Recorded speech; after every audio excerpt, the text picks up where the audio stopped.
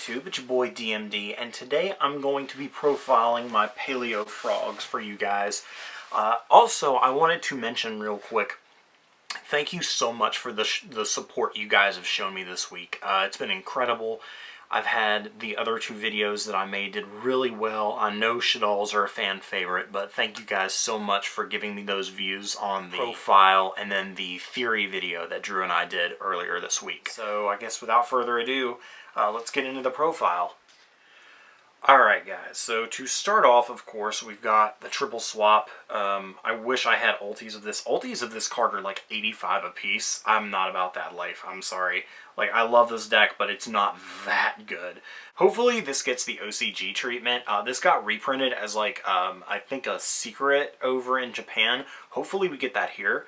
But 3 swap frog, 3 super rare dupe frog, and 2 Ronin Totem, excuse me. Tried and true, everybody plays this, like, you know, standard. But 3 Ash,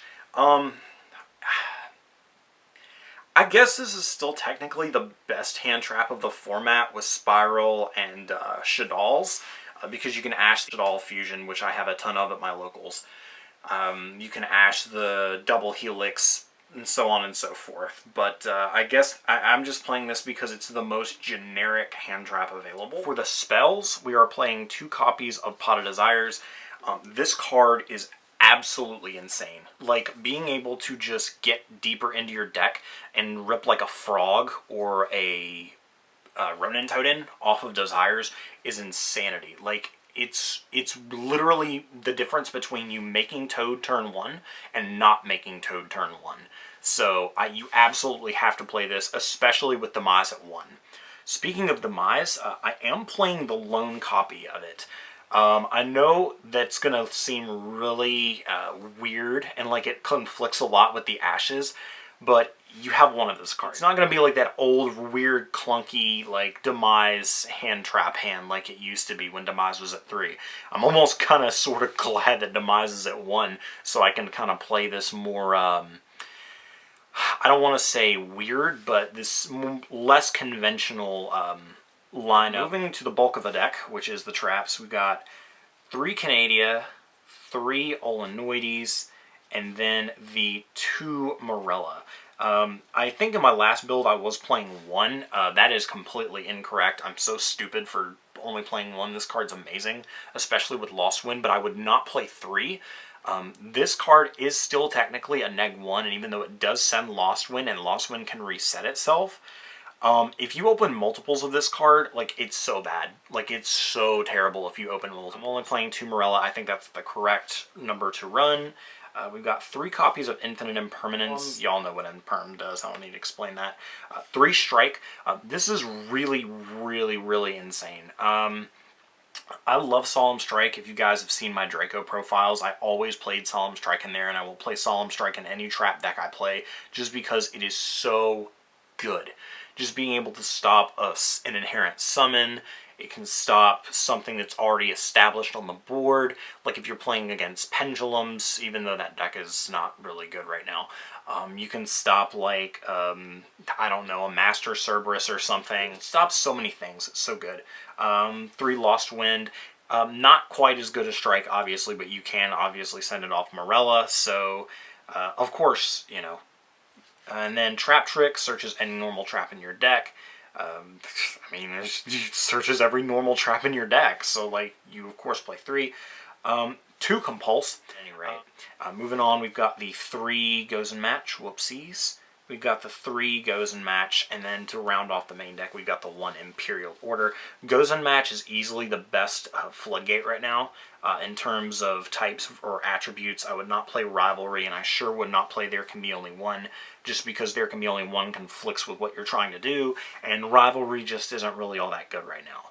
And then Imperial Order, just because it's Imperial Order. Alright guys, for the extra deck, of course, the mandatory, the 3 of probably one of my favorite cards of all time that will be so good in Master Rule 5, 3 Toad. Like, this card's like 25 bucks, right? Actually, I think it's more than that now because this thing's only had like 2 printings. I'm glad I picked mine up earlier this year because, God, this card is so good. yeah, so obviously we play the 3 Toad, 1 Opabina, and 1 Anomaclaris. I can never pronounce this card. You like never make these. Like you may end up making like Boral Sword or more Toads. Like you rarely, if you're making these, like you're already winning anyway. So why even bother? 1 Digusto Phoenix, 1 Sky Cavalry Centauria, 1 Miss Starboy. Good card. This thing is absurd. This card is so good. This is actually the best card in the extra deck, to be honest. Okay, it's the second best card in the extra deck. This thing is absurd. Basically, what it lets you do, if you open a swap and a water, this thing lets you trigger Swap Frog multiple times. So you'll discard for cost on swap, send a frog, bounce it back to hand, and then normal summon it. And then after you send both Dupe and Ronin Totem, you'll put the Ronin Totem on board and link into this thing, and then you get to summon Swap Frog back again. So what it actually does, it puts more waters in grave for you, so you have more utility.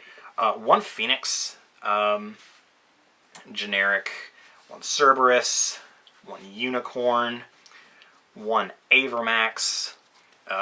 This thing's okay. I haven't summoned it a lot because the things that I normally summon are either Borreload, which this comes up kind of, but this thing comes up. I kill people with this all the time. I love this card. Basically, when you kill your opponent, you're killing them with this. Like, your turn 3, if you set up Toad turn 1, you're going to end on Toad plus this thing. Side deck is kind of up to personal preference. I can kind of quickly go through and discuss what I play in my side deck real quick. If your locals is more of what is the current meta, something like Spiral or something to that effect, 3 Nibiru. If you have, I have a couple dinosaur players at locals, so, you know, stuff like Lancia. I really recommend, because the Shadal structure deck is out, I really recommend siding something for that, because that's like, it's not like a major pain in the butt to beat, but you do kind of have to respect the matchup, because like being able to Shadal fusion and send literally anything, especially like a, it's the card that, pops the backrow. I cannot think of it off the top of my head, but like if this was any other time, I would know which one it was. But the one that pops a backrow, I think it's like Hedgehog. No, it's not Hedgehog. But anyway, the one that pops the backrow, you really need to be able to stop that. So playing a card like Dimensional Barrier is going to be really, really helpful, because you just call fusion and then your opponent just like can't Shadal fusion. So yeah, it's really good. 3 Solemn Judgment. It's Solemn Judgment. You need a way to protect Toad, especially if they bait the Toad and then try to evenly you have the Judgments, games 2 and 3. And then, of course, speaking of evenly, the 3 copies of Evenly Matched. This card is super duper expensive right now for a very good reason, because unlike last format, this card destroys everything. If you're playing against a backrow deck, which is really popular right now, like Altergeist, Guru Control, the Mirror Match, this is a blowout. If you play against Spiral and you can bait the Trigate Wizard, this thing is a blowout. It's really good right now, and I know they're kind of pricey, but I recommend that you get them because this card is like so good. But other than that, guys, that's pretty much it for the profile. If you guys have any questions at all, please feel free to leave them down in the comments section below. It's that DMD, and your boy is out.